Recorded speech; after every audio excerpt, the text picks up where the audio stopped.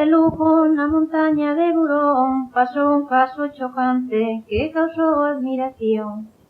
Vivía unha patrona cunha filla e cunha neta, as tres estaban solteiras nunha casiña pequena.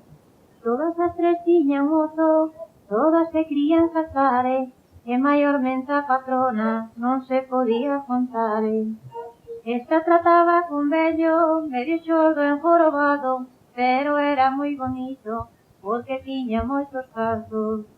A filla era media bruxa, e tamén tiña rapaz, un xastre de mala morte, que andaba polo lugar. A neta era moi noviña, tiña 15 primaveiras, solo que tiña un defecto, que era torta das pernas. Esta tamén tiña mozo, un fallardo parafueiro, que cando viño lo jaren, botáballe algún remendo.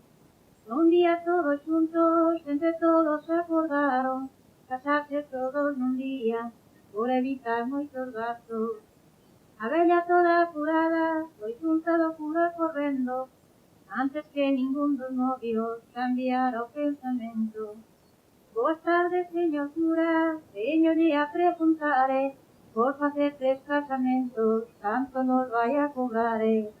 Un costalle 30 pesos, os 3 valenlle 90, pero se son todos xuntos, rebaixarelles la cuenta. Claro que son todos xuntos, e todos nun mismo día, caso meu, caso esa neta, que tamén se casa a filla. Nunca outra tal se viu, desde que son sacerdote, 3 casoiros nunha casa, debe ser señal de morte. Pois non é ningún milagro que atopamos 3 burros, e hai que aparellalos pa que queden ben seguros. Pois véñanse cando queiran, que os caso de contado, e como son todos xuntos, ello de facer barato.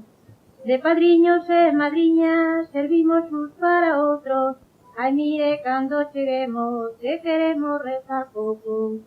Un día de moito inverno, saliron pa se casare, deixaron a casa sola, os rapaces do lugar.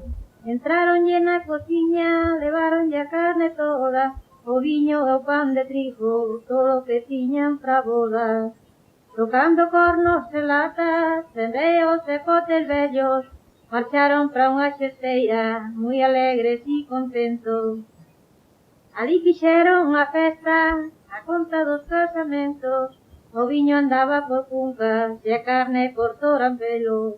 Volvamos as 3 parexas que viñan de se casare, pensando na gran inchenta que se iban a tomare.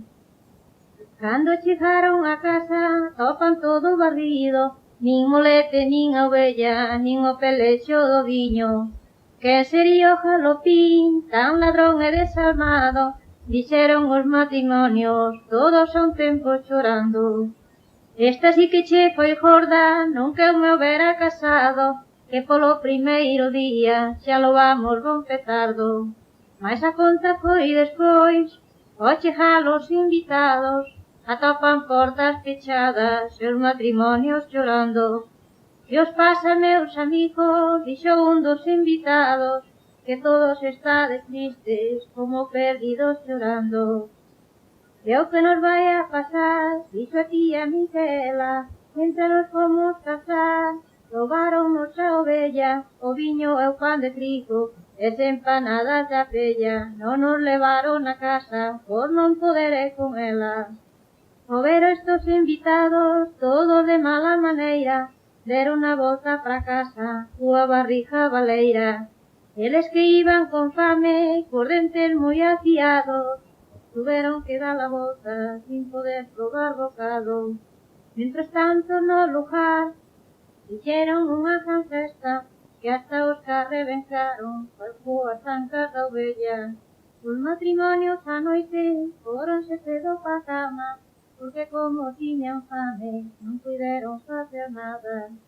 Porque o baile, meus amigos, de sal da panza, e todo aquel que non come, ten pouca gana de danza.